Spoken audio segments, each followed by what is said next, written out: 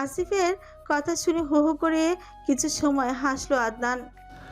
আমার বউ কেড়ে নিয়ে এখন নিজে বনিয়ে ঘুমাবে? আমি বেঁচে থাকতে এটা হতে পারবে না আসিফ। কিডন্যাপ হার, জাস্ট কিডন্যাপ হার। না থাক, আমি আগে এসে নেই তারপর। আচ্ছা, কার সঙ্গে বিয়ে বসলো অরণ্য জোহাইয়ের? ওনার কাজিন। পারফেক্ট, একেবারে আমারই যোগ্য ভাই। Keep an eye on him Asif. কচে কেটে সিগারেট ধরলো আদনান, দোয়ার কয়েকটা কুণ্ডুলি ছেড়ে স্বাগতিক করলো। এবার তো খেলা জমবে ব্রাদার, কিন্তু আমাকে কপি করার অভ্যাসটা তোমার গেল না বিগ ব্রাদার। আচ্ছা আচ্ছা। অনেকদিন পর অরণ্য আজ অবেলার বেলি ফুলের অফিসে এসেছে। প্রথম দিকে অন্বেষার উপর নজর রাখতে প্রতিদিন আসতো। এরপর যখন মনের গহীনে অন্বেষা নামক ডঙ্গা বেজে গেল, তখনই না চাইতো অফিসে এসে চুপচাপ বসে থাকতো। বহুদিন পর অন্বেষার কথা মনে পড়ায় বাঁকা হাসলো অরণ্য। ওর নাকে ডগা দিয়ে আদনান মুনতাসির অন্বেষাকে নিয়ে উড়াল দিয়েছিল। এত সহজ নয় লিটল ব্রাদার, তুমি এখনো কাঁচায় আছো। তোমার মতো ছোট বাচ্চারা দুষ্টিমি করলে কান টেনে সঠিক পথে নিয়ে আসতে হয়, আর বড় ভাই হিসেবে এটা তো আমার দায়িত্ব। একা একাই বিড়বিড় করছিল অরণ্য, আর টেবিলে থাকা কাচের হেস্কচ শেপের নীল রঙা পেপার ওয়েট ঘুরিয়ে ফিরিয়ে দেখছিল। বেশ কিছু জাহাজ ভেসে বেড়াচ্ছে নীলরঙা পানিতে। বারবার ওলট পালট করার জন্য জাহাজগুলো ডুবে গেলেও পুনরায় ভেসে উঠছে।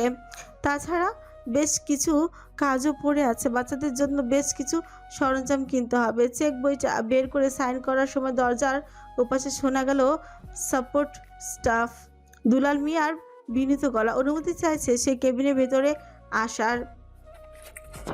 আপনার সঙ্গে একজন দেখা করতে এসেছে স্যার, পাঠিয়ে দেব? তুমি চেনো না? জি না স্যার, তাকে তো চেনার উপায় নেই। মাস্ক ক্যাপ পইরা একেবারে প্যাকেট হইয়া এসেছে। আর এই কার্ডটা আপনাকে দিতে বলেছে স্যার, আপনি নাকি চিনবেন। কার্ডটি দেখে নাম পড়তেই সামান্য হাসলো অরণ্য। ওনাকে আসতে বলো। আর শোনো, যে কোনো একভাবে কথা বলো, হয় আঞ্চলিক নয়তো শুদ্ধ। উদ্ভট ভাষায় কথা বলবে না। কিছুক্ষণ পরে সে 2 কাপ কফি দিয়ে যাবে। দুলাল মিয়া কেবিন থেকে বের হবার সময় লম্বা চড়া এক পুরুষ দেখা মিলল। সাদা পাতলা টি শার্টের উপর বাদামি ডেনিম জ্যাকেট, কালো প্যান্ট, সাদা স্নেকার্স পরিহিত যুবকের সৌচ্ছব দেহের পুরুষালী ছটা অনুভব করা যায় দূর থেকে।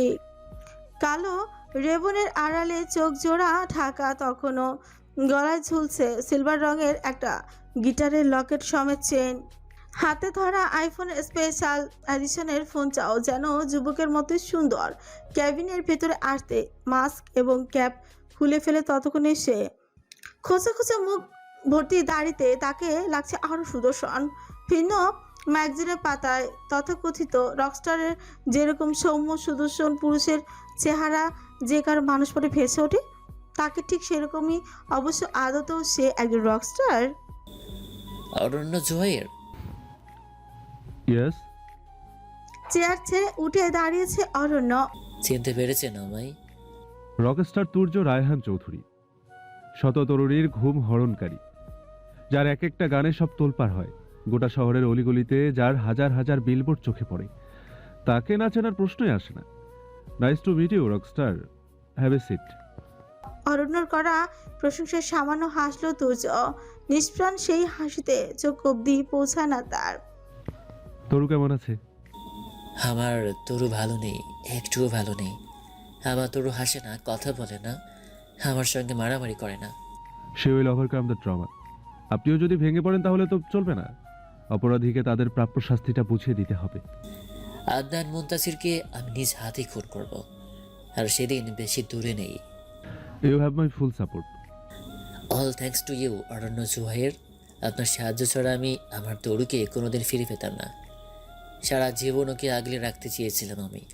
দেখুন না, অল্প কিছুদিনের ব্যবধানে আমার তরুর কি হাল করে ছেড়েছে। Anyway, come to the point. জি? I want you kill the lady. কার কথা বলছেন? অন্বেষা ফ্রান, যাকে আপনি বান্দরবানে বাইরা চং গ্রামে আটকে রেখেছেন। She is surrounded by cards. নয়তো এতক্ষণে সাঙ্গু নদীতে ওনার ডেড বডি ভেসে থাকতো। তুর্যের কথা হতবাক অরণ্য ও নিজে তো সেরা গার্ডসদের রেখেছে অন্বেষার পাহারায়। সামান্যতম হেরফের অন্বেষার অনেক বড় ক্ষতি হতে পারত। কড়া চোখে তুর্যের দিকে চাইল অরণ্য এবং ভীষণ রোষপূর্ণ গলায় বলল, Anwesha is innocent. So as my Toru, Arunna Zuhair. But your reaction is quite precious and confusing. অন্বেষার কোনো ক্ষতি আপনি করবেন না মিস্টার রায়হান। কড়া গলায় তুর্যকে সতর্ক করলো অরণ্য। অরণ্যর আচমকা ভুল পাল্টানো দেখে কিছু সময় হো করে হাসলো Turjo. By the way, congratulations. বিয়ে করেছেন শুনলাম। কেমন যেন রহস্যের সঙ্গে কথাটা বলল তুর্য। কোনো তথ্যই দেখি গোপন নেই আপনার কাছে। রক্ত কথা বলে অরুণ জুহাইর, আর রক্ত যখন একে অপরের শত্রুতে পরিণত হয় তখন মিলে যেতেও সময় লাগে না, জানেন তো। ঘর পড়া গরু সেই দূরে মেঘ দেখেও ভয় পায়। তরুর সঙ্গে যেটা হয়েছে আমি তার জন্য ব্যথিত মিস্টার রায়হান, কিন্তু তার মানে এই নয় অন্বেষার কোনো ক্ষতি আমি হতে দেব। আমি আমার জান প্রাণ খাটিয়ে তাকে সুরক্ষা দেব, আপনি নিশ্চিন্ত থাকুন। For the best partner. বলে করমর্দনের উদ্দেশ্যে হাত বাড়িয়ে দিল তুর্য। তবে তখন আর হাত মেলালো না অরণ্য। চোখে রেবনের এবং মাস্কের আড়ালে মুখটা ঢেকে অরণ্যকে উদ্দেশ্য করে বলল তুর্য, ডক্টর অপরূপা ইভনাথ ডিএমসি আপাতত হসপিটালে ডিউটিরত আছেন। কথাটা বলে দাঁড়ালো না তুর্য, বেরিয়ে গেল নিমিষেই। পেছনে ফেলে গেল অথবা অরণ্যকে, যে তখন হিসেব করে চলেছে আগে কাকে সতর্কতা অবলম্বন করতে বলবে। তীক্ষ্ণ মস্তিষ্কের অরণ্য ও ভুলটা করেই বসলো এই বেলা। নিজের সর্বদা ব্যবহৃত সেলফোন দিয়ে কল করে বসলো বান্দরবান। সুরেশ, সর্বোচ্চ সতর্ক থাকো, অন্বেষার কোনো ক্ষতি হলে তোমাকে আমি ছাড়বো না। এরপর উপাস থেকে ভেসে এলো কাজের ফিরিস্তি। সব মিলিয়ে ফোন কলটার স্থায়িত্ব 30 সেকেন্ড হবে হয়তো। সুরেশ নামক গার্ডকে সব বুঝিয়ে গাড়ির চাবিটা নিয়ে তড়িঘড়ি করে করলো অরণ্য বেরোলো সদ্য বিয়ে করা মাথা পাগল ডাক্তারের খোঁজে। ঢাকার পূর্বাচল এলাকার মোটামুটি কর্মবসতিপূর্ণ মাস্তল এলাকায় অবস্থিত বিশাল আকৃতির বাড়িটি প্রায়শই নজর কাড়ে পথচারীদের। অস্ত্রধারী বডিগার্ড, উঁচু প্রাচীর, কাঁটাতারে বেড়া দিয়ে ঘেরা বাড়ির ভেতরের অবস্থা সম্পর্কে কেউ জানে না। অবশ্য সাধারণত কারো অবস্থান যে এটা নয় তা অবশ্য সকলেই জ্ঞাত। 3 তলা বিশিষ্ট বাড়িতেই বর্তমানে অবস্থান করছে কুখ্যাত অস্ত্র ব্যবসায়ী এবং আন্ডারওয়ার্ল্ডের মাফিয়া আদনান মুনতাসির ড্যানেজার। চোখে মুখে দেখে বোঝা যাচ্ছে হিংস্র কোনো ছক সে এঁকে চলেছে আপন মনে। কম্পিউটার স্ক্রিনে সামনে বসা ছেলেটাকে দেখে যাচ্ছে তীক্ষ্ণ দৃষ্টিতে। ছাই রঙের টি শার্ট এবং কালো ডেনিম প্যান্টের মতো সাধারণ পোশাকেও তাকে তার সুদর্শন চেহারায় ভাটা ফেলতে সক্ষম হয়নি। ঘাড় ছেড়ে নেমে আসা চুলের অস্তিত্ব নেই, বরং সেগুলোকে ছেঁটে ফেলা হয়েছে। তবে আর্মি স্টাইলের তাকে দেখতে আরও ভালো লাগছে। অস্তিত্বহীন লম্বা চুল না থাকায় সামান্য ঘাড় চুলকে মনোযোগ দিয়ে দেখতে থাকলো কাজকর্ম। পাশে ফেলে রাখা তার সব সময় সঙ্গী গ্লক 19 রিভলভারটাও। নিজেদের উপর এক প্রকার আত্মবিশ্বাস থেকেই প্রেস করছিল অরণ্যর ফোন, যার ফলাফল কিছু সময়ের মধ্যেই সে পাবে বলে ভীষণ আশাবাদী সে। আর কত সময় লাগবে? We are very close chief. Make it fast.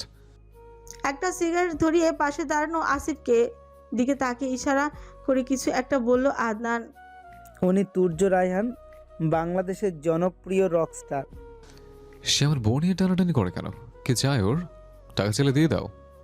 তুর্যর নিজেরই অনেক টাকা চিপ, আর উনি কক্সবাজারের এসপির ভাতিজা। 26 স্যার যেই মেয়েকে। দেয়ালোটা কান থাকে আসিফ, এই বিষয়ে তোমার সঙ্গে পরে আলাপ করব। চিপ, আমরা ম্যাডামের লোকেশন জানতে পেরেছি। ম্যাডামকে বান্দরবনে আটকে রাখা হয়েছে। বান্দরবান অনেক বড় জায়গা, আমি সঠিক লোকেশন চাই। আমাকে আর একটু সময় দিন চিপ। ঘাটটা সামান্য কাত করে সম্মতি বোঝালো আদনান। ম্যাডাম বৈরাংচু গ্রামে আছে চিপ, সেখানে মাত্র 10 জন বাসিন্দা, তবে রাস্তা খুবই দুর্গম। আমি কামিং প্রাণ, আমি কামিং প্রাণ পাখি। আপনি কোথায় অপরূপা? অবেলার বেলি ফুল থেকে তুর্য বেরিয়ে যাবার কয়েক সেকেন্ডের মধ্যে অরণ্য ও বেরোলো তড়িঘড়ি করে। বিয়ে নামক প্যাচ প্যাচে কাদায় আটকে যাওয়া জীবনের প্রতি দুদিনেই চরম বিতৃষ্ণা জমে গিয়েছে ওর, মাত্র কয়েক ঘন্টায়। তবে ও যে নিরুপায়, চাইলেও নিজেকে ছাড়িয়ে নিতে পারবে না এই সম্পর্ক থেকে। 8 বছর বয়স পর্যন্ত ইস্তাম্বুলে এতিমখানায় ধুলোমলার মাঝে বেড়ে ওঠা ছেলেটাকে ফারহানা এবং মিনহাজ সাহেব এনে বড় করেছেন পরম যত্নে, মাত্র স্নেহে। কোনো দিনও কার্পণ্য করেনি তিনি। এক প্রকার মায়ের ঋণ পরিশোধ করার জন্য বিয়েতে রাজি হয়েছে অরণ্য। সেই দিন ওনারা যদি অরণ্যকে নিজের জীবনের অংশ হিসেবে ঠাঁই না দিত, সে কবেই হয়তো বিলীন হয়ে যেত ওর অস্তিত্ব। আর বিয়ের 2 দিন না যেতেই গড়াতেই যদি ওর শত্রুদের জন্য অপরূপার কোনো ক্ষতি হয়ে যায়, বিশ্রের রকম ভাবনাটা মাথায় আসতে একটু দ্বিধা, একটু ধাক্কা লাগলো না অরণ্যর বুকে? লাগে তো। তবে বেখবর রয়ে গেল অরণ্য, কারণ সবটাই তো নিয়তির খেলা। বিয়ে নাম পবিত্র বন্ধনের জোর এতটাই বেশি সেখানে না চাইলেও মায়ার জন্ম নেয়। এক ধরনের চৌম্বকীয় আকর্ষণের জন্ম দেয় বিয়ের বন্ধন। লোহা এবং চৌম্বক যেমন একে অপরকে আকর্ষণ করে, ঠিক তেমনি বিয়ের মাধ্যমে জুড়ে দেওয়া দুজন ভিন্ন সত্তা। তাদের মাঝে যতই দূরত্ব মৌলমালিন্য রেষারেষি থাকুক না কেন, মায়া একটা জায়গায় করে নেয়। আর সদ্য জন্ম নেওয়া সেই মায়ার টান এতটাই বেশি যে সমস্ত সম্পর্ক ফিকে পড়ে যায়। প্রতিটি বৈবাহিক সম্পর্কে সৃষ্টিকর্তা প্রদত্ত অসীম মায়ার টান তাদের কাছাকাছি নিয়ে আসে।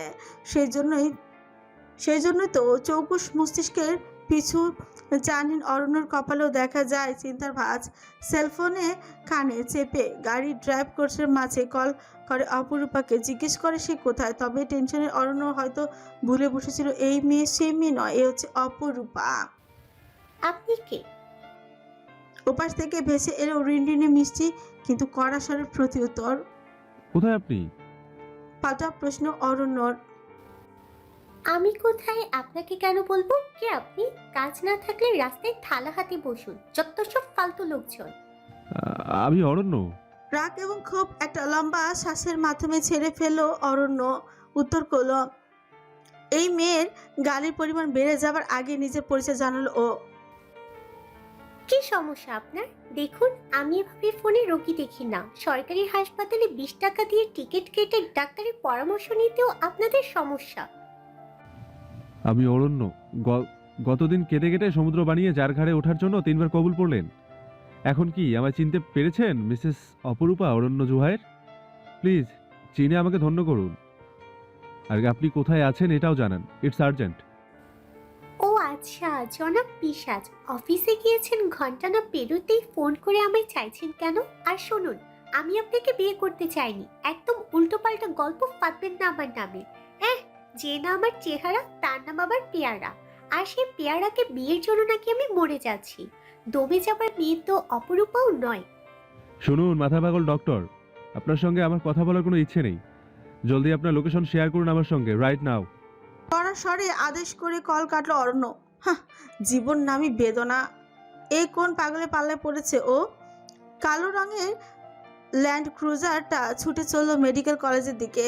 কয়েকবার সিগন্যাল ব্রেক করে রং সাইড দিয়ে চালিয়ে 20 মিনিটের মাঝে অরণ্য পৌঁছলো নিজের গন্তব্যে। এতক্ষণে অপরূপাও নিজের লোকেশনে শেয়ার না করায় রেগে নিজেই চলল গাইনি ওয়ার্ডের দিকে। হ্যাংলা পাতলা অ্যাসিস্ট্যান্ট গোছে যে ছেলেটা গাইনি ওয়ার্ডের সামনে বসে আছে তার কাছে দৌড়ে গেল অরণ্য। ডক্টর ইবনাথ কোথায়? বলি আরেকবার নিজের মোবাইল চেক করলো অরণ্য। এখনো অপরূপার মেসেজ আসেনি দেখে ধক করে উঠে অরণ্যর বুকে। কোনো বিপদ হলো না কি ওর? অ্যাসিস্ট্যান্ট চ্যাংরা ছেলে হয়তো ঘুমিয়েছিল। চেঁচামেচি শুনে 2 হাত উঁচু করে আড়মোড়া ভাঙলো। নাকের ছিদ্রে একটা আঙুল ঢুকে বিশ্রী করে খোঁচাতে খোঁচাতে বলল, ম্যাডামের লগে দেখা করবার চাইলে আমারে কিছু খাওয়ান লাগবো স্যার। ম্যাডাম আমারে ভালো পায়, ফিরি দেখাই দিমু। খালি আমারে কিছু যদি দিতেন। এত টেনশনের মধ্যে মেজাজের খেয়ে হারলো অরণ্য। কত নিবি? হলো যে 1000-2 দেই, তোই আপনি আমার 1000 দিয়েন। আপনারে লিগা ডিসকাউন্ট। ডিসকাউন্ট লাগবে না, তোকে পুরোটাই দেবো। এদিকে আয়। খুশি মনে ছেলেটা অরণ্যর কাছে আসতেই 2 কলার ধরে মাটি থেকে উঁচু করে ফেললো অরণ্য। ছোটখাটো ছেলেটা লম্বা চওড়া অরণ্যর কাছে নিতান্তই অসহায়। চ্যাং মাছের মতন ছটফট করতে থাকে তবে মুখে গালি দেওয়ার সাহস হয়নি। এতক্ষণে ঠিকই বুঝেছে ভুল জায়গায় খোঁচা দিয়ে ফেলেছে। ডক্টর অপরূপা কোথায়? এবার উত্তর না করলে এমন এক আছাড় দিব না, সারা জীবন উঠে দাঁড়াতে পারবি না। স্যার মাফ করে দেন স্যার। অপূর্বা ম্যাডাম আজ আহে নাই। ম্যাডামের বিয়া হয়েছে কাল, এই সপ্তাহের ছুটি লইছে। তবে তখন বললি কেন দেখা করাই দিবি? আগে বলিসনি কেন? শেষের শব্দটা হু হু করে এতটাই গভীরভাবে বলল যেন চাপা গর্জন মনে হলো সেটাকে। কুই কুই করে কিছু একটা বলতে যাচ্ছিল ছেলেটা, তবে অরণ্য শোনার জন্য ধৈর্য নেই। ছেলেটাকে ছেড়ে দিয়ে নিজের কাছে কেমন যেন নিজেকে বোকা লাগছে। তুর্যর কথায় নাচতে নাচতে হাসপাতালে চলে এসেছে ও। এরপর আবারও বাজল তুর্যর সেলফোন। তুর্যর নাম্বারটা দেখে শক্ত হলো চোয়াল। ফোন রিসিভ করতে বিশ্রীভাবে হাসির শব্দ ভেসে এলো। এরপর শীতল ফ্যাসফ্যাসে গলায় বলল, It was just an example, Aranya Zohair. Be more sure next time. By the way, your newly married wife, is in your home. By the way, your newly married wife is in your home. উনি ছুটি নিয়েছেন। নিজের বউকে দেখে শুনে রাখুন, আর ছোট ভাইয়ের বউকে আমার জিম্মায় ছেড়ে দিন, এটাই মঙ্গলজনক। অরণ্যকে আর কোনো কথা বলার সুযোগ দিল না, কেটে দিল তুর্য। অন্যদিকে হতবিহ্বল হয়ে থাকা অরণ্য একবার তাকালো মেঝেতে গড়াগড়ি খেতে থাকা ছেলেটার দিকে, আরেকবার তাকালো নিচের দিকে। ওর বেকুব বনে যাওয়া চেহারা আয়নায় দেখতে পারলে হয়তো ভালো লাগতো। এখন কষে নিজেকে কয়েকটা বাছা বাছা বাংলা গালি দিল অরণ্য। এরপর বেরিয়ে গেল হসপিটাল থেকে। আমি কামিং প্রাণ পাখি, তোমাকে সত্যি খাঁচে আটকে রাখবো এবার আমি। বান্দরবনে প্রাণের অস্তিত্ব নিশ্চিত করতে নিজের রুমে ফিরে এলো আদনান। টি শার্টটা বদলে নিল অন্য এক কালো রঙের পলো টি শার্ট। সবসময় সঙ্গে রাখা রিভলভার বুলেট লোডেড করে পুরোপুরি কোমরে গুজে কাছে গুজে হোস্টারে রেখে উপরে পড়লো কালো জ্যাকেট, 4টা এক্সট্রা ম্যাগাজিন, ভয়ানক ধারালো সুইচ নাইফটা রাখলো মোজার আড়ালে।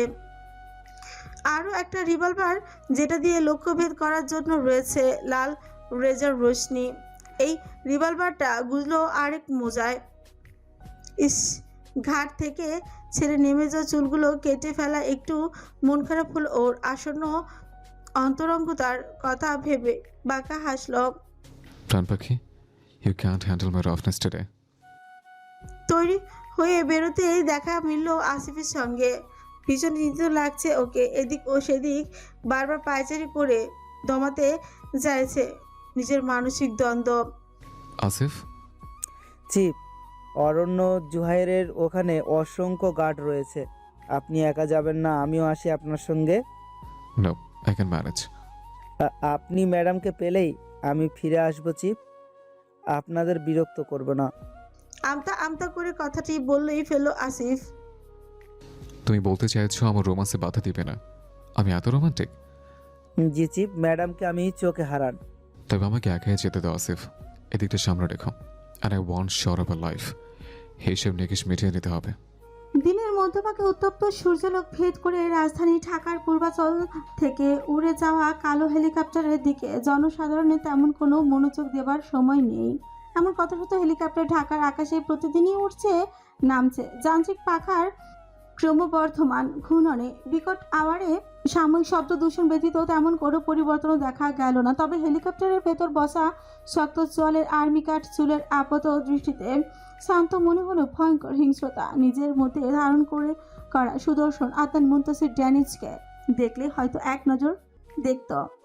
ঘন সবুজে ঘেরা পাহাড়ি এলাকায় সূর্য ডুবে একটু জ্বলতে উজ্জ্বল বনানীর প্রান্তর ঢাকা পড়ে নিকশ কালো অন্ধকারে। দিনের পশু পাখির নিরাপদ আশ্রয় ন্যায় গাছের উঁচু ডালে কিংবা মাটির গর্তে বিগত 1 মাস যাবৎ আটকে থাকা প্রাণের জন্য আজকের সন্ধ্যাটা কেমন যেন গা ছমছমে। বিস্তৃত গহীন পাহাড়ি অরণ্যের মাঝে প্রাণ আজ এক বৃদ্ধ মহিলা আজ বিকেলে গিয়েছিল পাহাড়ের নিচের কোনো গ্রামে, তার কোনো এক আত্মীয়র বাড়িতে। সন্ধ্যার আগে তার ফিরে আসার কথা থাকলো, তিনি আসেনি। হারিকেনের সলতেটা একদম মৃদু করে গিয়ে দরজা খিল আটকে বসে আছে প্রাণ। শুনছেন গহীন নিভৃতি নিরালয় বসা প্রাণ কেন যেন ভীষণ দ্বিধা দ্বন্দ্বে আছে।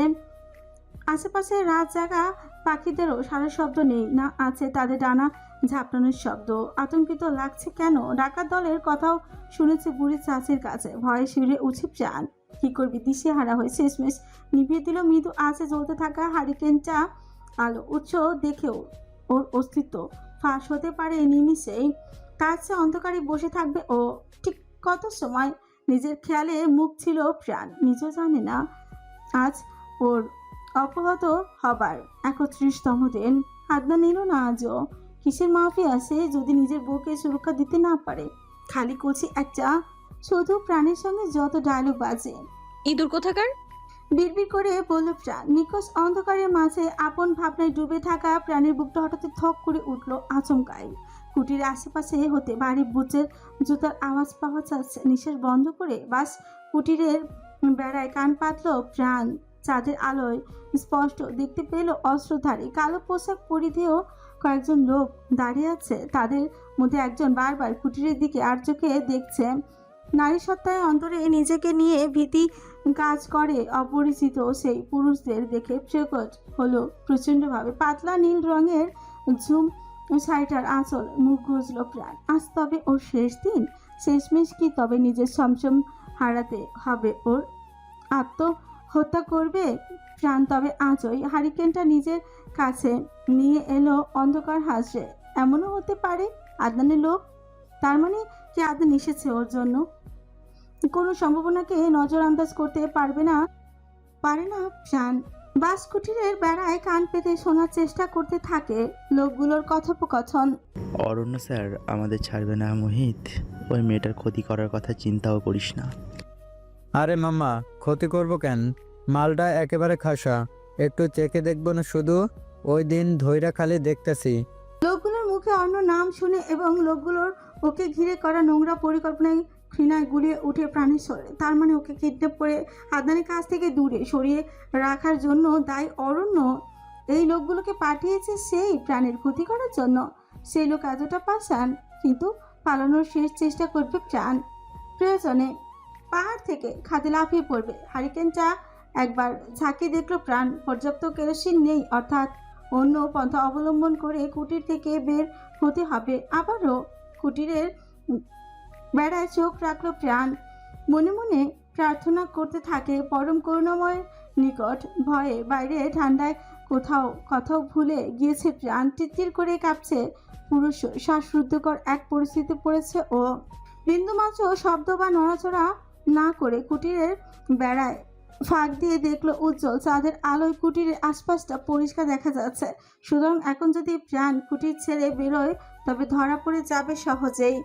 বেড়ার গায়ে চোখ রেখে অপেক্ষায় থাকে চারটার মেঘের আড়লে যাবার। সন্তর্পণে প্রাণ পড়ে প্রার্থনা করতে থাকে প্রাণ।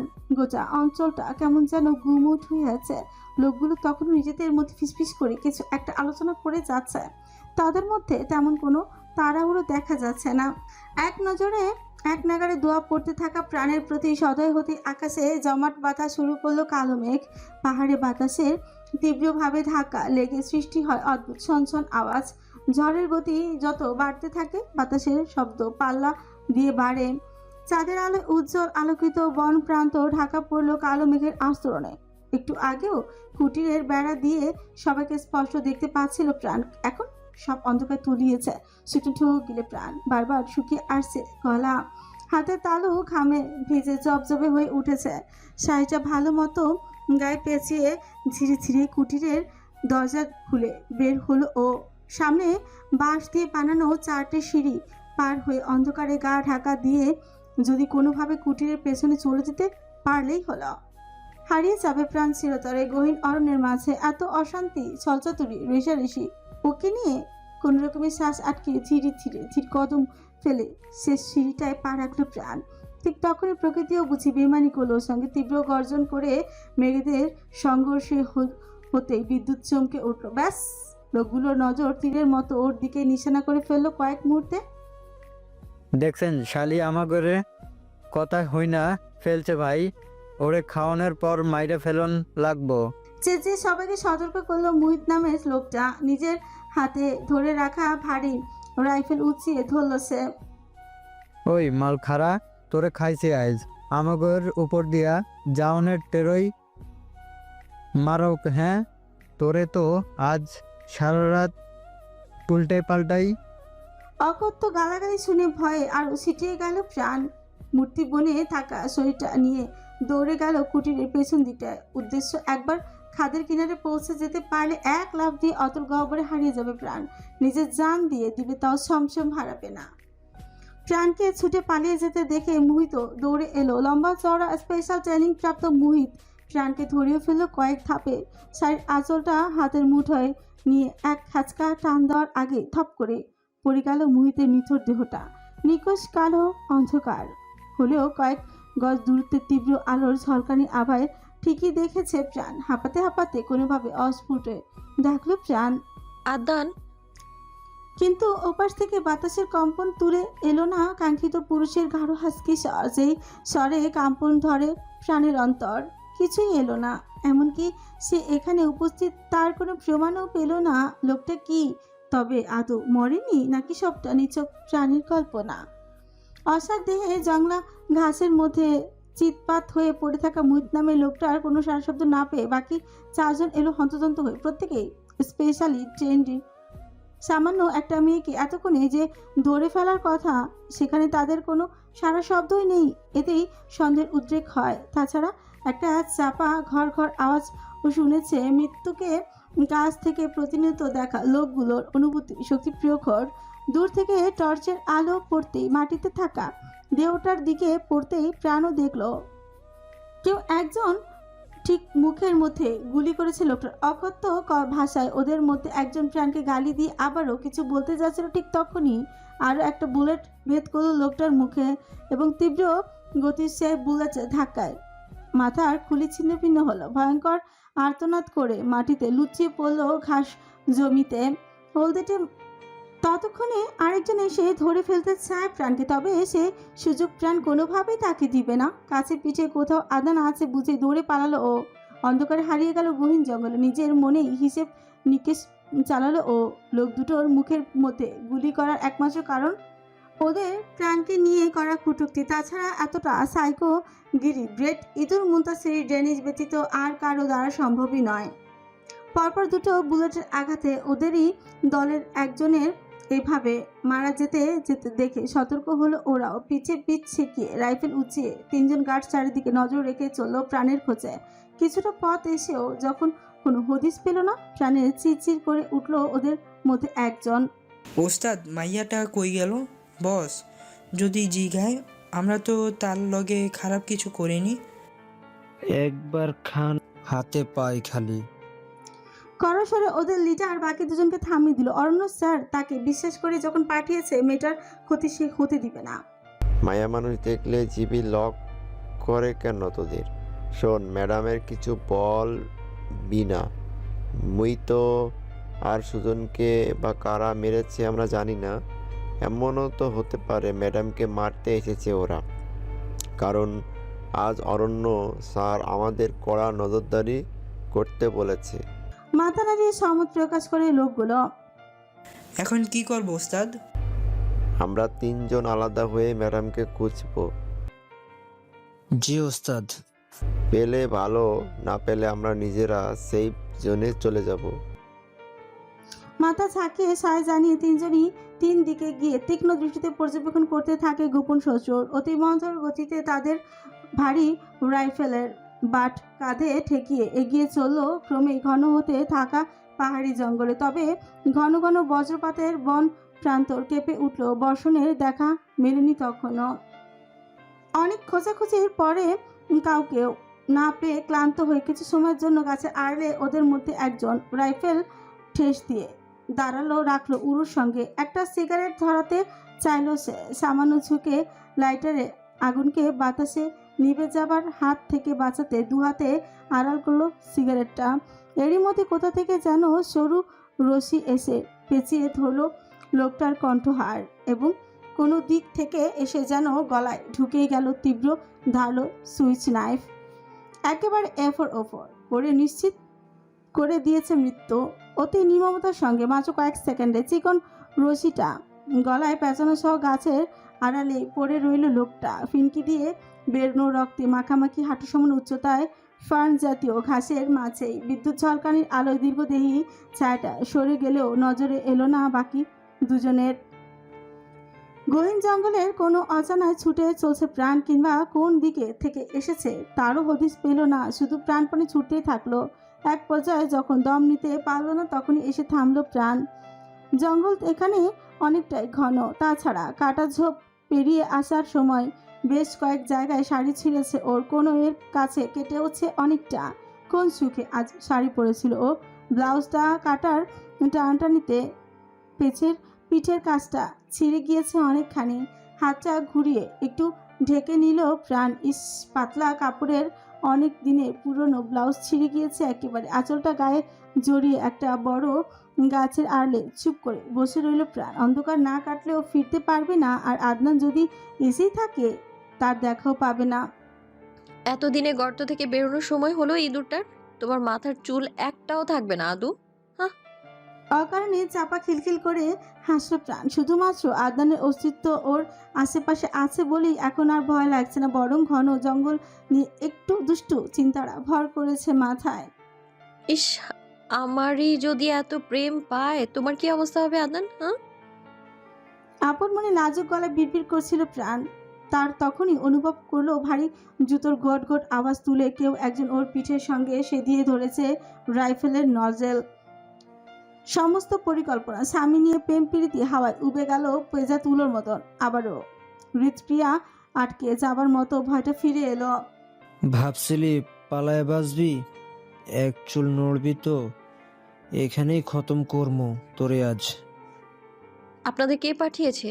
অরণ্য স্যার, আপনারা জানেন আমি কে? দৃঢ় গলায় বলল প্রাণ। আদনান যখন আশেপাশেই আছে ভয় ওর পেলে চলবে না। আমার জানা লাগবে না। এই, তুই গলা নামায় কথা ক আমার লগে। দেখুন, চুপসা। রাইফেল ধরে কুজাতীয় শব্দ করলো লোকটা। এই আওয়াজটা প্রাণ চেনে। পাহাড়ে এক ধরনের নিশাচর পাখি আছে, রাত হলে এভাবে ওরা ডাকতে থাকে। পরপর এলো আরো কয়েকটা কুধ্বনি, অর্থাৎ লোকগুলো এভাবেই একে অপরের অবস্থান সম্পর্কে নিশ্চিত হয়। তবে ধ্বনি ফিরে আসার আগে ছিল দুইটা, কিন্তু আরেকজন চিন্তিত মুখে প্রাণকে ধাক্কা দিল লোকটা। সামনে আগা মা, দেখি তোর কোন লাং আইছে, নাকি তোরেই খতম করতে আইছে। আজ তুই খালি বাচ্চা গেলে তোরে যে কি কইরা। আচমকা ধাক্কায় মুখ থুবড়ে পড়ে গেল প্রাণ। ভীষণ ব্যথাও পেল নাকে, তবে তার আগে দেখলো লোকটা ওর উপর পড়ে যাচ্ছে। বজ্রপাতের আলোয় দেখলো লোকটার গলায় বিঁধে আছে সুইচ কম্বাট নাইফ। একবার দেখেই ছুরিটা টেনে চিনে ফেল প্রাণ। এটা আদনানের সবসময় সঙ্গী। লোকটা ওর গায়ের উপর পড়ার লাগেই সরে গেল প্রাণ এক লাফ দিয়ে। তুমি এবার আমার সামনে না এলে তোমার খবর আছে আদনান। এই ছড়িটা কিন্তু তোমার পেটে ঢুকিয়ে দেবো আমি। প্রাণের কথা শেষ করার পর মুহূর্তেই নামল ঝুম বৃষ্টি। আকাশ থেকে বড় বড় ফোঁটায় ঝরা বর্ষণের তোড়ে এক হাত দূরত্বে কিছু ঠাউর করা দেয়। রক্তাক্ত অবস্থায় মৃতদেহের পাশে মাটিতে গড়াগড়ি খেতে থাকা টর্চটা উঠিয়ে এইদিক ওদিক দেখল প্রাণ। কয়েকবার চেষ্টা করতে উজ্জ্বল জ্বলে উঠল সেটা। সেই মুহূর্তে নিজের অতি সন্নিকট অনুভব করতে পারে প্রাণ। বৃষ্টিতে ভেজা মাটির মোহনীয় ঘ্রাণের সঙ্গে মিশে আছে সেই কড়া মেন্স পারফিউমের সুঘ্রাণ। আদনান কাছাকাছি এলেই প্রকট হয় এই ঘ্রাণটা। লম্বা শ্বাস টেনে প্রেমিক পুরুষের ঘ্রাণটা নিজের ভেতরে ধারণ করতে চায় প্রাণ। পুনরায় অস্ফুট স্বরে আওড়ালো, আদনান, তুমি এসেছো তাই না? হঠাৎই একটা টান পড়লো বাহুতে এবং নিজেকে অনুভব করলো শূন্য। ততক্ষণে অজরে আগ্রাসনে ছাড়িয়েছে প্রাণের অঝর। মুহূর্তেই বিগত 1 মাস যাবৎ বহুল প্রতীক্ষিত ওর নিকট ঝুম বর্ষণে দীর্ঘ বিচ্ছেদের পর আজ প্রাণ ফিরে পেয়েছে নিজের প্রেমিক পুরুষকে, ওর একান্ত ব্যক্তিগত পুরুষ ও স্বামী। ফুপিয়ে কেঁদে উঠল প্রাণ। কাছের বড় গাছটার সঙ্গে ঠেসে ধরলো ওকে আদনান। চুমুতে চুমুতে ভরিয়ে তুললো প্রাণের অধর। বেহায়া হাতের স্পর্শে সে জানান দিতে চায় নিজের অস্তিত্ব, নিজের সত্ত্বাধিকার। ক্রমাগত ভারী হতে থাকা শ্বাস প্রশ্বাস ব্যতীত আর কোনো কথা নেই তাদের মাঝে, অথচ দীর্ঘদিন যাবৎ কে কতখানি বিরহে পড়েছে ঠিকই বুঝে নিয়েছে ওরা। অনেকটা সময় একে অপরের অধরে মিশে শরীরী ভাষা একে অপরের সঙ্গে বাক বিনিময়ে শেষে কয়েক মুহূর্তের জন্য থামলো Adnan. I am sorry my life. গাঢ় হাসকি স্বরে প্রাণের কপালে উষ্ণ পরশ দিয়ে কথাটা বলতেই বাড়ল প্রাণের কান্নার গতি। কতদিন পর শুনলো আদনানের মুখ থেকে my life. I am sorry my life. গাঢ় হাসকি স্বরের গভীর ব্যাকুলতা কেঁপে উঠল প্রাণের সমগ্র সত্তা। আদনানের কণ্ঠে আগুলতা আসে পৃষ্ঠে আবারও গলা জড়িয়ে ধরল প্রাণ। মুহ আলোর ঝলকানিতে গহীন অরণ্যের হাওয়ায় তোরে বহুদিন দিনের পিপাসিত তনু মন একাকার হলো। ঝুম বর্ষণ যেন ওদের সমস্ত দুরূহ ধুয়ে মুছে মিটিয়ে দিতে চাইছে। গলা জড়িয়ে রাখা অর্ধাঙ্গিনীকে নিজের বলিষ্ঠ বুকে জড়িয়ে নিল আদনান। পরম উষ্ণতায় কোমল স্পর্শে ভালোবাসার রেশ ছড়িয়ে দিতে চাইছে। তুমি? আমি তো তোমার স্বামী, ইউজলেস হাজব্যান্ড। তোমাকে প্রোটেক্ট করতে না পারে তোমার ইউজলেস হাজব্যান্ড। আমাকে মাফ করতে পারবে না প্রাণ পাখি? প্রাণের কপালের সঙ্গে কপাল ঠেকালো আদনান। বৃষ্টির জল ভেদ করে ওর গরম নিঃশ্বাসের আভা ছড়িয়ে পড়ে প্রাণের মুখশ্রীতে। পরপর আরও অধরে ছোট স্পর্শ এঁকে দিল সমস্ত মুখশ্রী জুড়ে। আবেশে চোখের পাতা বন্ধ হয়ে আসে প্রাণের। বন্ধ থাকা দু চোখের পাতাতেও অধিকার মিশ্রিত ভালোবাসা দিতে কার্পণ্য করেনি আদনান। ভালো লাগায় শিহরিত হয় প্রাণ। দীর্ঘ প্রতীক্ষার পর আবারও আদনানের বাহু বন্ধনে আবদ্ধ হয়েছে। সমস্ত বিরহ ভয় ক্লেশ যেন উধাও হাওয়ায় উবে গেল কর্পূরের ন্যায়। মুহূর্তটা যদি বাক্স বন্দি করে রাখা যেত তবে তাই রাখত প্রাণ। এত টানা হেঁচড়া মারামারিতে প্রচণ্ড রকম ক্লান্ত, পরিশ্রান্ত এবং বিধ্বস্ত সেই 10 বছর বয়স থেকে জীবনের শুরু হওয়ায় চড়াই ওঠাই এত যেন শেষিনী অভিমানের স্বরে আদনানের কাছে কৈফিয়ত চায় প্রাণ। তুমি এতদিনে আমাকে খুঁজতে আসোনি কেন আদনান? সব বলবো তো তোমাকে, তার আগে চলো। আর কোনো বিপদ আসার আগে আমাদের নিরাপদ কোনো জায়গায় যেতে হবে। ওরা কে ছিল তুমি জানো? প্রশ্ন করেই ফেলল প্রাণ। তোমাকে ওদের নিয়ে ভাবতে হবে না, এখন চলো। বৃষ্টির তেজ বেরিয়ে চলেছে। তাছাড়া আমি ওদের আসল ঠিকানা পাঠিয়ে দিয়েছি। ওরা বিরক্ত করার জন্য আসবেন আপাতত। মানে তুমি? ওখানে 5 জন লোক ছিল আদনান, তার মানে তুমি সবাইকে? এরপর কিছুটা তোতলানো স্বরে আবারও বলল প্রাণ। সবাইকে খুন করেছো তুমি একা? খুন করতে আমার হাত কাঁপে না Pran. I told you before, remember? তাছাড়া যারা তোমার ক্ষতি করার চিন্তা করবে তাদের প্রত্যেককে দুনিয়া থেকে সরিয়ে দিতে আমার দ্বিতীয়বার ভাবার প্রয়োজন নেই। Keep that clearly on your head. তাই বলে ওদের মেরে ফেলবে? Yes, I will kill them. তাছাড়া ওরা কিছু বলেছে তোমাকে? স্বাভাবিক গলায় জিজ্ঞেস করে আদনান যেন কিছুই হয়নি। ওদের অরণ্য স্যার পাঠিয়েছে তাই না, আমার ক্ষতি করার জন্য? প্রাণের কথা শুনে থমকে দাঁড়ায় আদনান। বিস্ময় নিয়ে জিজ্ঞেস করে, তুমি কিভাবে জানলে প্রাণ?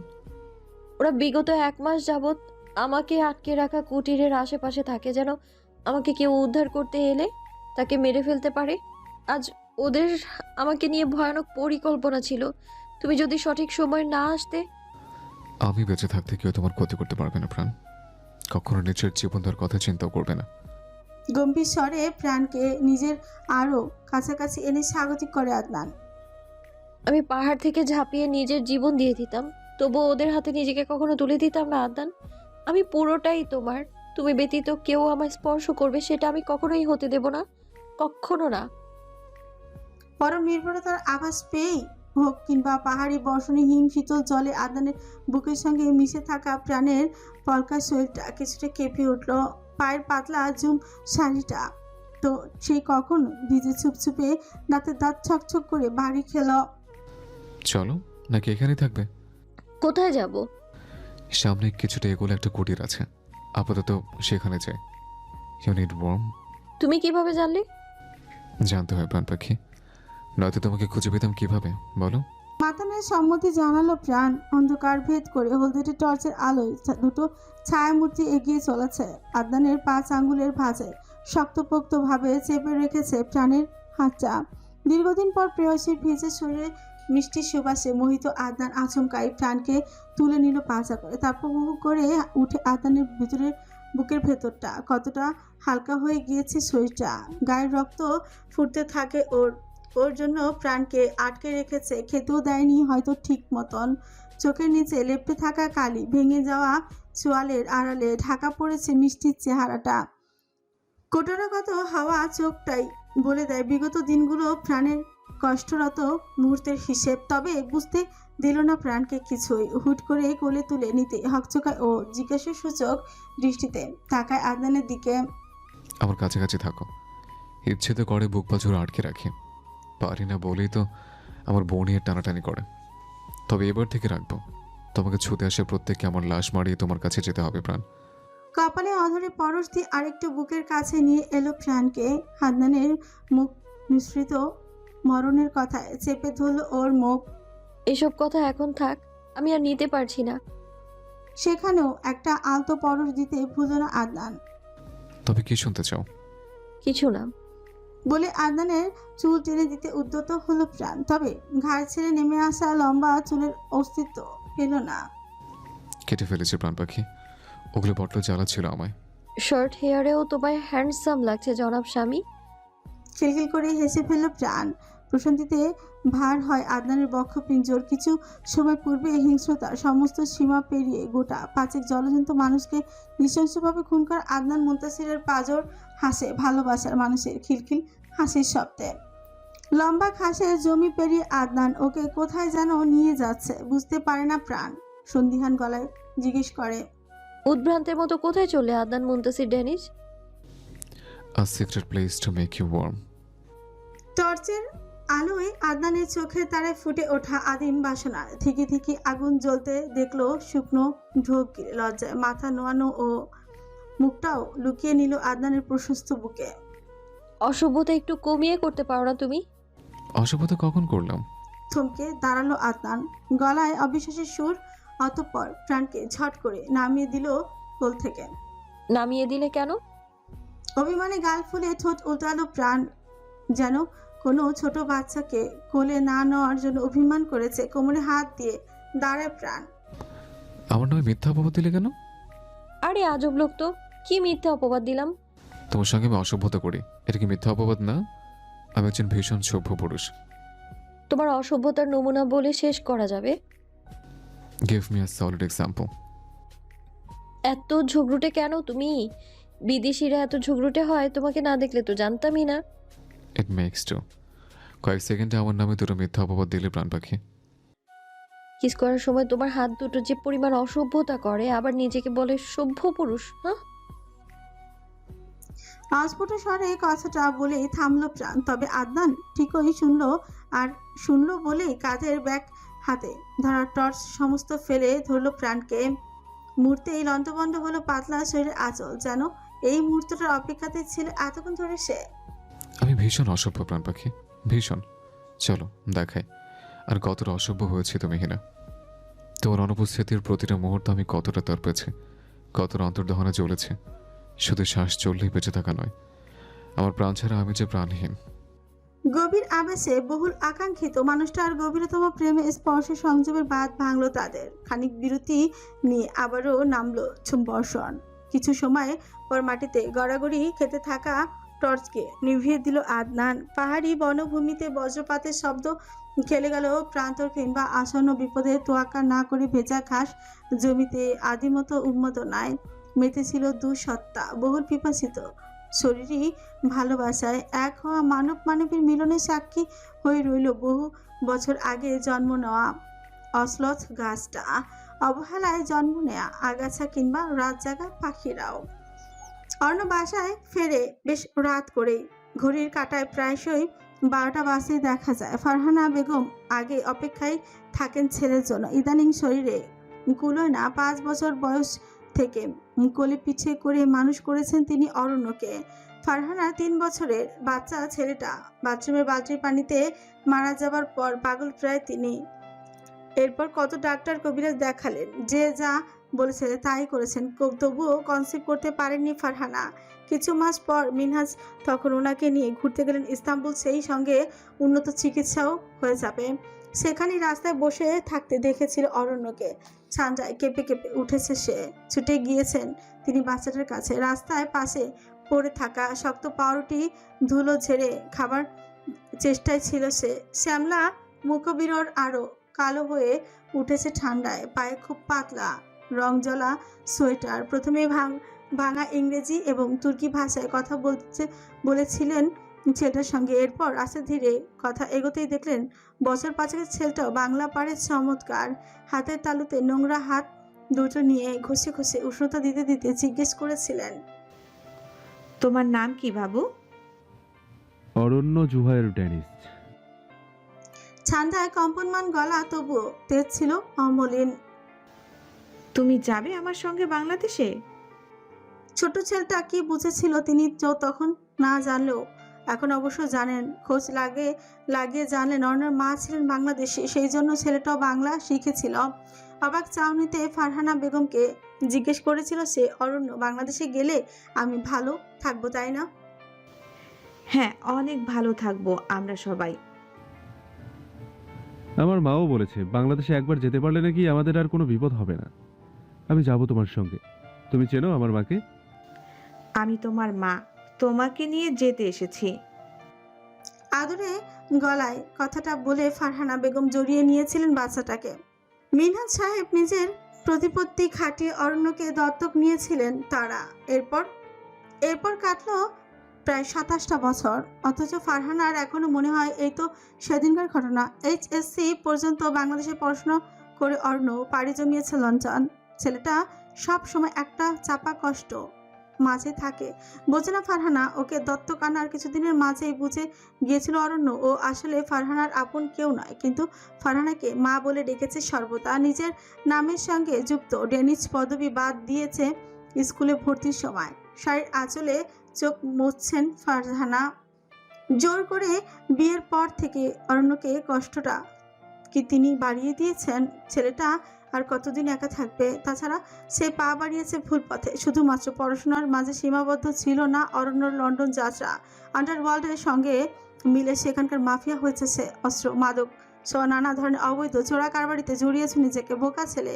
মৃদু হাসেন ফারহানা।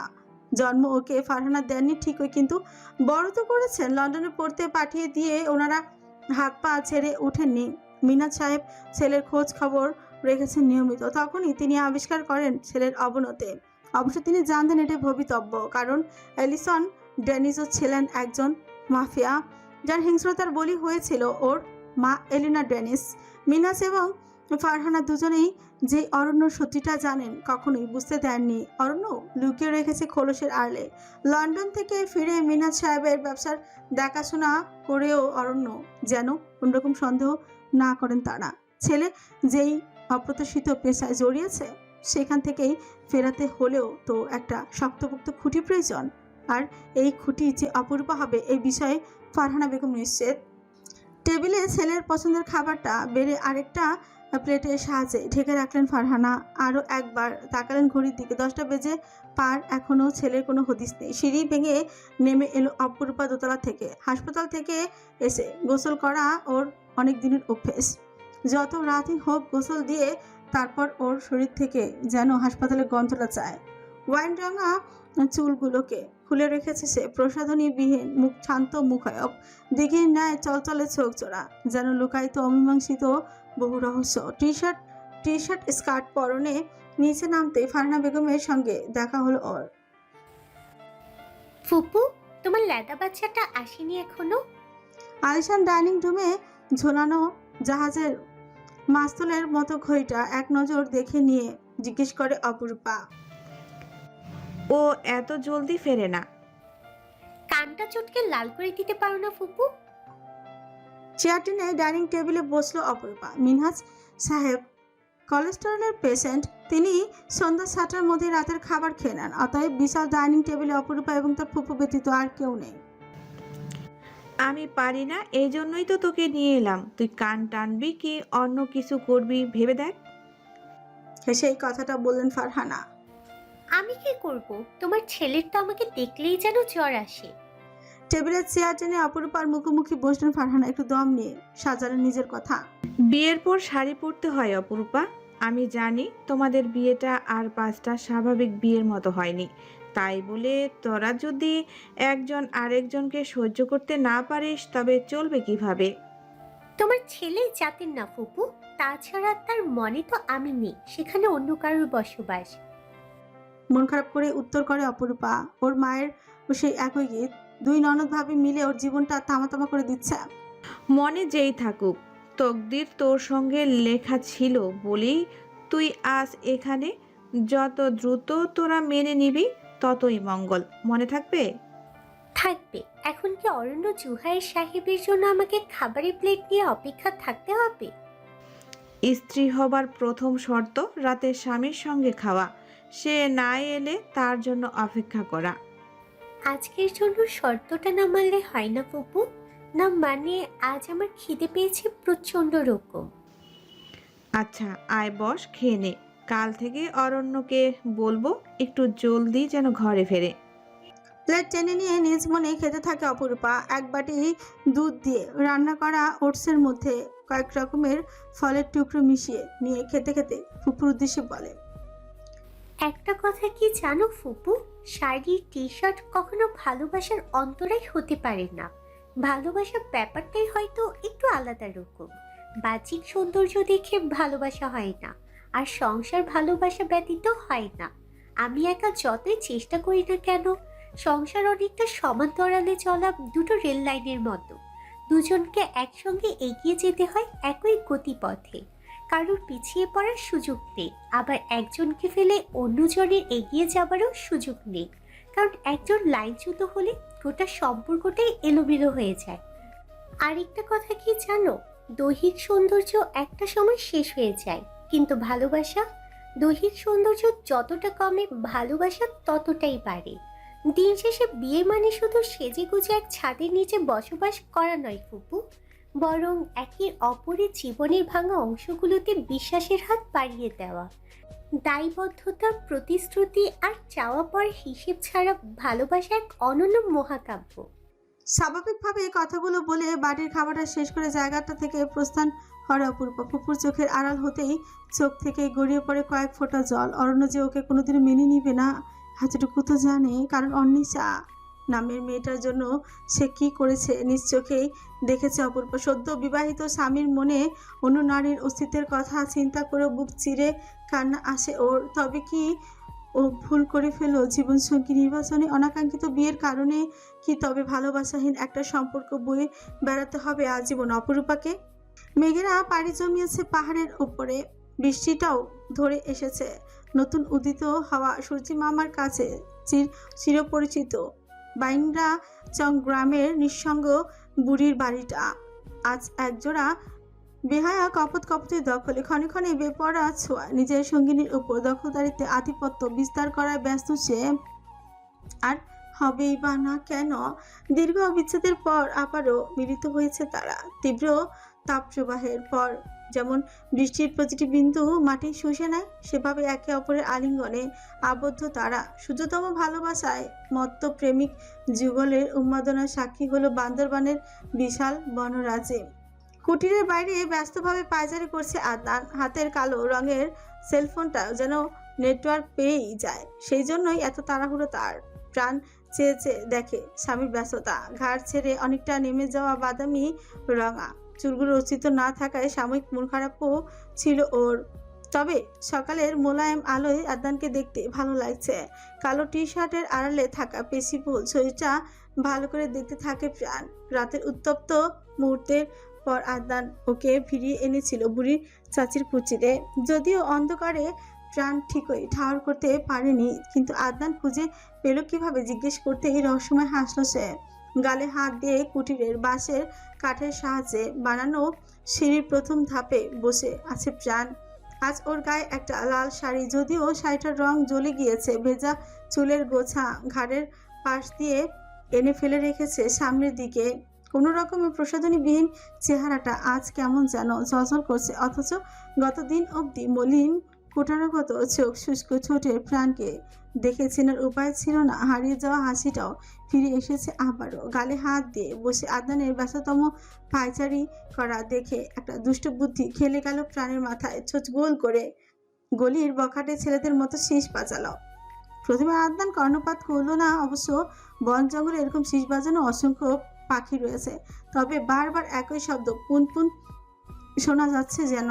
ঘাড় ঘুরিয়ে পেছনে ফিরে শব্দের উৎপত্তি স্থল আবিষ্কার করে ঠোঁটের হাসি চওড়া হলো আদনানের। এ তো বন জঙ্গলে সাধারণ কোনো পাখি নয়, ওর মনোযোগ আকর্ষণ করতে শীষ বাজানো পাখিটা ওরই প্রাণ পাখি। সে উচ্চে ইশারা জানতে চায় আদনান। কি হয়েছে? মিষ্টি এসে নাবোধক সামান্য মাথা নাড়ে Pran. You want me to come প্রাণ পাখি? জি না জনাব ইদুর মুনতাসির, আমাকে এখান থেকে উদ্ধার করো আগে। দিনের ঝকঝকা আলোতে প্রাণের ভেঙে যাওয়া চোয়াল, কোটারাগত চোখ, সবটা দেখে বুকের কাছটায় কেউ যেন মুচড়ে ধরে আদনানের। ব্যথাতুর চাহনি দেখতে থাকে শারীরিক দুর্বলতা, মানসিক দ্বন্দ্ব সবকিছু ছাপিয়ে প্রাণের হাস্যোজ্জ্বল চেহারা, নিজেকে স্বাভাবিক দেখানোর ব্যর্থ প্রচেষ্টা। নজর আন্দাজ হয় না আদনানের।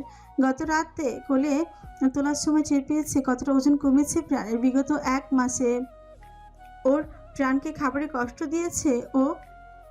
একজনকে নিজ হাতে জমের বাড়ির টিকিট কেটে দেবে আদনান। আদনানকে এক ধ্যানে প্রাণের দিকে তাকিয়ে থাকার মাঝে ওর চেহারার পরিবর্তন ধরা পড়তে বাকি নেই ওর কাছে। অস্বাভাবিক হিংস্র লাগে তখন আদনানকে। সিঁড়ির ধাপ কেটে এগিয়ে যায় প্রাণ আদনানের কাছাকাছি, অনেকটা কাছাকাছি। গলাটা জড়িয়ে মাথাটা ঠেকায় আদনানের বুকের বাম পাশটায়। হৃদযন্ত্রের আলোড়ন শুনতে থাকে মনোযোগ সহকারে। গহীন জঙ্গলে আটকে থাকা প্রাণ আবারও আদনানের হৃদস্পন্দন শোনার আশা ছেড়েই দিয়েছিল। প্রশস্ত বুকে লেপটে থাকার প্রাণ ক্ষীণ স্বরে জিজ্ঞেস করে, আদনান, হুম, তুমি কি সত্যি কোনো মাফিয়া? আমি একজন আর্কিটেক্ট এবং রিয়েল এস্টেট বিজনেসম্যান। প্রায় সঙ্গে সঙ্গে উত্তর করে সে, যেন উত্তরটা তৈরি করে রেখেছিল সে। আন্ডারওয়ার্ল্ডের সঙ্গে তুমি যুক্ত, তাই না? সেই লোকটা আমাদের হোটেল রুমের দরজা ভেঙে ঢুকেছিল, জানো? সেই লোক দেখতে চাইনিজদের মতো ছিল। প্রাণ, তুমি কি কোনো পাচারকারী, মানে স্মাগলার ধরনের কিছু? প্রাণ, আমার কথাটা তো শুনবে। অরণ্য স্যার তোমার সঙ্গে শত্রুতার জের ধরে আমাকে এখানে আটকে রেখেছে বিগত 31 দিন যাবৎ। বান্দরবান আসার আগে আমি কোথাও ছিলাম, আমার সঙ্গে কি হয়েছে কিছুই মনে নেই আমার। কেউ যেন আমার জীবন থেকে 10 দিনের স্মৃতি ডিলিট করে দিয়েছে, আর সবটা হয়েছে তোমার মিথ্যাচারের জন্যে। আর্কিটেক্ট, বিজনেসম্যান, এসব তোমার উপরের খোলস। তুমি কি আমি আগে সাবধান করেছে আমার বিষয়ে বেশি কৌতূহল দেখাবে না? কোনো কথা শোনা তোমার ধাতে নেই, তাই না? ততক্ষণে বদলে গিয়েছে আদনানের গলার স্বর, লোক পেয়েছে প্রেমময় সত্তা। আজ তোমার সত্যিটা আমাকে না জানালে আমি এখান থেকে যাব না। প্রাণের জেদি কথায় বাঁকা হাসে আদনান, দুহাতে শক্ত নিষ্পিষণে হাটকালেও প্রাণকে নিজের বাহু বন্ধনে কপালে উষ্ণ পরশ দিয়ে কানের কাছে ফিসফিসিয়ে বলল, আমি তোমার স্বামী। এবার জানলে সত্যিটা, এখন চলো। আদনানের বুকে ধাক্কা দিয়ে সরিয়ে দিতে চায় প্রাণ, তবে বলিষ্ঠ ও বাহু বন্ধন ছোটানো রোগা পাতলা প্রাণের পক্ষে সম্ভবপর হলো না। তবুও কঞ্চে ভীষণ তেজ নিয়ে আদনানকে ধমক দেয় প্রাণ। অরণ্য স্যারের সঙ্গে তোমার শত্রুতার কারণ কি আদনান? আজ তোমাকে বলতেই হবে। হে স্টেপ ব্রাদার। মানে তোমরা দুজন ভাই? হতবিহ্বল হয়ে যায় প্রাণ। মনে করার চেষ্টা করে গাজীপুরের হাসপাতালে আদনানকে ব্রাদার বলেছিল অরণ্য। ওদের চেহারা, শারীরিক গঠন, উচ্চতা অনেকটাই একই রকম। গায়ের রঙের তারতম্য ব্যতীত ওদের মধ্যে তেমন অমিল নেই। ব্যাপারটা আগেও খেয়াল করেছে প্রাণ। এরপর আরও একদিন অরণ্য যখন অবেলার বেলি ফুলে গিটার বাজিয়ে গান শুনিয়েছিল, তখনও প্রাণের মনে হয়েছে যেন ঠিক আদনানেরই অবয়ব। এসবের কারণ একটাই, ওরা ভাই। অরণ্যের মতো কাপুরুষ আমার ভাই হবার যোগ্যতা নেই প্রাণ। আমার সঙ্গে শত্রুতার জন্য প্রথম থেকেই তোমাকে টার্গেট করেছে। আমাকে যশোর থেকে চলে যেতে এক প্রকার বাধ্য করেছিল অরণ্য। প্রথমবার তোমার কিডন্যাপ করিয়েছিল ওই। এরপর তোমাকে ওর অফিসে জব দিয়েছে যেন তোমার মাধ্যমে আমাকে ব্ল্যাকমেল করতে পারে। কিন্তু তোমাদের শত্রুতা কি নিয়ে? ওর ধারণা ড্যাড এলেনা আন্টিকে মেরে ফেলেছে, আর সবটাই হয়েছে আমার মায়ের জন্য। ফুপুর জন্য? ইয়েস মিসেস প্রাণ পাখি। আর কোনো প্রশ্ন? তুমি কি mafia? Use your brain, you will get all your answer. প্রাণের কপালে টোক্কা দিয়ে কথাটা বলে আবারও সেলফোনের নেটওয়ার্ক আছে কিনা দেখায় ব্যস্ত হলো। আরও কিছু বলতে চাইছিল প্রাণ, তার আগেই দেখলো কয়েকজন অস্ত্রধারী লোকজন এগিয়ে আসছে দ্রুত গতিতে। এই লোকগুলোকে প্রাণ চেনে। এদের বেশিরভাগ সময় বিরস বদনে আদনানের হুকুম তালিম করতে দেখা যায়। লোকগুলোর মধ্যে থাকা অস্ত্রবিহীন বাকি দুজনকেও চেনে প্রাণ। এরা আদনানের চেলা, আরও খাঁটি বাংলায় বললে খাস চেলা। আসিফ নামের ছেলেটা স্বাভাবিক থাকলেও সৌরভকে কেমন যেন চিন্তিতই দেখাচ্ছে। অবাক হয়ে যে আছে প্রাণের দিকে। চিপ। গাড়ি এনেছো আসিফ? Yes chip. এরপর আসিফ এলো প্রাণের কাছে, অতর প্রসারিত করে হাসলো। বোঝাই যাচ্ছে প্রাণকে দেখে সে ভীষণ আনন্দিত। সে ম্যাডাম ফাইনালি আমার কি যে ভালো লাগছে আপনাকে দেখে। এখন ঠিক আছেন? জি আসিফ ভাই, কিন্তু আমার বাপ জানে তো চুপ কেন? হেসে সৌরভকে উদ্দেশ্য করে প্রশ্ন করে প্রাণ। ম্যাডাম, আমার মাইয়ারে কতদিন পর দেখলাম। একটা সিক্রেট বলি, আমার জামাই বাবা জীবন আরেকটু হলে পাগল হয়ে যেতেন। প্রাণের কাছে এসে ফিসফিস করে বলল সৌরভ। অথচ আদনান বাংলাদেশে এসেছে এটাও অজ্ঞাত ছিল ওর কাছে। প্রাণকে খুঁজেও নিয়েছে সে। কৌতূহল দমন করতে না পেরে আদনানকে জিজ্ঞেস করে সৌরভ। চিফ, আপনি ম্যাডামের খোঁজ পেলেন কিভাবে? আমি তো কিছু জানি না। সৌরভের করা প্রশ্নে রহস্যময় হাসলো আদনান। কোমরে গোজা রিভলভারটা বের করে তার নজলের সাহায্যে বহু পুরনো কপালের কাটা দাগটার উপর স্লাইড করে রিভলভারটা তাক করলো সৌরভের কপাল বরাবর। ওয়াই সৌরভ, আমি প্রাণের খোঁজ পেলাম কিভাবে? এটা তোমার কেন জানতে হবে? আদনানের কথা হাসলো সৌরভ নিজেও। এরপর এতদিনে যে ভীরু হাস্যজ্জ্বল চেহারা সৌরভকে দেখা যেত, সেই চেহারাটাই উধাও হলো নিমিষেই। হতবাক হয়ে দেখতে থাকে প্রাণ। বোকাশোকা যেই সৌরভকে এতদিন সবাই চিনত, সে যেন হাওয়ায় মিলিয়েছে। কেউ নিজের ভুল পাল্টে নিলে গলার স্বরের তারতম্য, এটাও অজানাই ছিল প্রাণেরও নিকট। অবশেষে আদনান মুনতাসির ডেনিজ, তবে বড্ড দেরি করে ফেলেছ। প্রকাণ্ড এক ঘুষিতে ছিটকে পড়ে সৌরভ। আদনানের শক্তপোক্ত একটা মারে নির্বিকাশে। অন্যদিকে এতদিনের বিশ্বাসঘাতকতা, প্রাণকে দূরে সরিয়ে রাখা, অরণ্যের সঙ্গে হাত মিলানো সমস্ত আক্রোশ মেটাতে থাকে আদনান। কলাটা চেপে ধরে নিয়ে আসে প্রাণের পায়ের কাছে। Just look at her, Sourav. What you have done to her. She's innocent. আর প্রাণ আমার বিষয়ে কিছুই জানে না। এটা তুমি অনেক ভালোভাবে জানতে, তাই না? Diverse better Adnan Muntasir. I know, Sourav, but I loved her desperately all my life. আমার ভালোবাসাকে আমি কখনো হারিয়ে যেতে দেব না। Never. আবারও রিভলভার তাক করে Adnan. You have to die, Sourav. Adnan, Sourav ভাই আপনি চলে যান প্লিজ। ওনাকে গুলি করবে না আদনান। আমি কিন্তু এখান থেকে লাভ দেবো তাহলে। এতক্ষণে ধস্তাধস্তি সৌরভের সত্যতা সব জেনে মুখ হয়েছিল প্রাণ, কিন্তু সৌরভকে মেরে ফেলার কথায় বাধা দেয় প্রাণ। Did you see, Sourav? তোমার মতো একজন বিশ্বাসঘাতককে বাঁচাতে নিজের প্রাণ দিতে চাইছে। আমরা কোন হোটেলে ছিলাম এটার খোঁজ অরণ্যকে ওই দিয়েছিল প্রাণ। আমি ওকে ছাড়বো না। এরপর সৌরভের কি হলো কে জানে। দৌড়ে গিয়ে দাঁড়ালো প্রাণের সামনে, আর দূর থেকে একটা বুলেট এসে লাগলো সৌরভের গায়ে। পরপর আরো কয়েকটা বুলেট আঘাত হানি সৌরভের বুকে। ভারী রিভলভারের শব্দে কেঁপে ওঠে গোটা জঙ্গল। রক্তাক্ত সৌরভের দেহটা টালমাটাল অবস্থায় তখনও দাঁড়িয়ে। আদনান, তুমি গুলি চালিয়েছো? অন্যদিকে হতবিহ্বল হয়ে আছে আদনানও, কারণ সে ট্রিগার চাপই দেয়নি। সৌরভকে ধরার চেষ্টা করে প্রাণ। বাকি সবাই নির্বাক নিশ্চল, কেননা আদনানের নির্দেশনা ব্যতীত তারা কোনো কাজ করে না। প্রাণকে উদ্দেশ্য করে সামান্য হাসলো সৌরভ। এরপর ক্ষীণ স্বরে বলল, আপ হয়তো আর মেয়ের গায়ে বুলেট আঘাত করতে দিতে পারি না আম্মা জান।